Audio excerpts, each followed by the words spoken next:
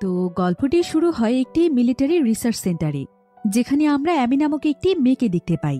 অ্যামি ছিল এখানকার একজন লেফটেন্যান্ট, আর সে এখানে প্রতিদিনের মতোই মিলিটারি রিসার্চ সেন্টারে স্যাটেলাইটের ডাটা চেক করছিল। কিন্তু আজকে তার কাছে স্যাটেলাইটের ডাটাগুলো অনেক অদ্ভুত মনে হচ্ছিল।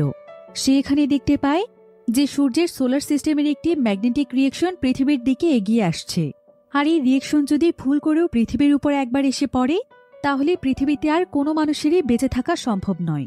পুরো পৃথিবী ধ্বংস হয়ে সমস্ত মানুষ মারা যেতে পারে। তাই আমি এতে অনেক দুশ্চিন্তায় পড়ে যাই। এরপর আমি তার সিনিয়র অফিসারকে ডেকে এই বিষয়টি দেখায়, কিন্তু অদ্ভুতভাবে তার সিনিয়র অফিসার তাকে বলছিল যে এই ব্যাপারে সে যেন একদম চুপচাপ থাকে। তবে আমি অনেক ভালোভাবেই বুঝতে পেরেছিল যে পৃথিবীর দিকে ভয়ানক এক বিপর্যয় ধেয়ে আসছে। তাই আমি সেদিন দ্রুত তার বাড়িতে ফিরে এসে তার প্রত্যেকটি রিলেটিভসদেরকে ফোন করে, আর সে তাদের সবাইকে বলে যে